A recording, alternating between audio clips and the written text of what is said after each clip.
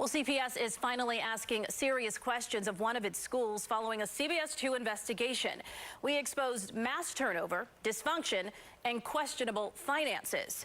Now, CBS 2's Lauren Victory has the list of demands the district sent to the troubled school.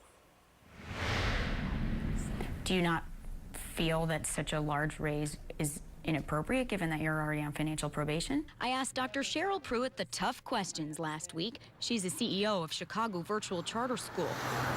And she saw her salary bump up $26,000 to $176,000, even though the taxpayer-funded school was struggling with money. Why is that okay when you're already on financial probation? I didn't get a large raise, and that's something to be discussed with the board. Now the district wants an answer to that question, too, sending this letter to the CVCS board president citing allegations made by CBS Chicago of questionable spending. You can't talk about why her flights are being paid for. District leaders are curious about our calculations that CVCS reimbursed Angela Richardson Bryant more than $3,700 to fly between Chicago and her home in Atlanta.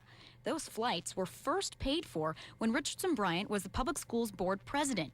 That's a volunteer position.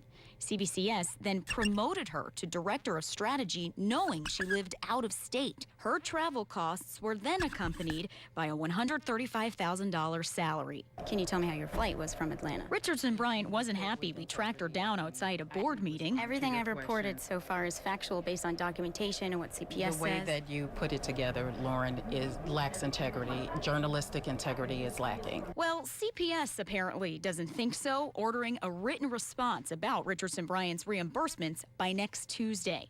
And here's Dr. Pruitt's mugshot. Our investigation touched on theft accusations against Pruitt from her previous job as superintendent of Gary, Indiana schools. CPS inquired about those pending charges and wants to know why Pruitt was hired in Chicago.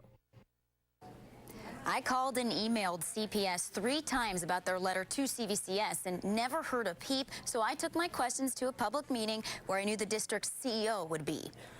Excuse me, Janice, can I ask you a couple questions about the Chicago Virtual Charter School? Not today, but you can reach out to Emily. I've reached out to Emily several times. She doesn't respond to my emails or calls. Okay, we will make sure she responds.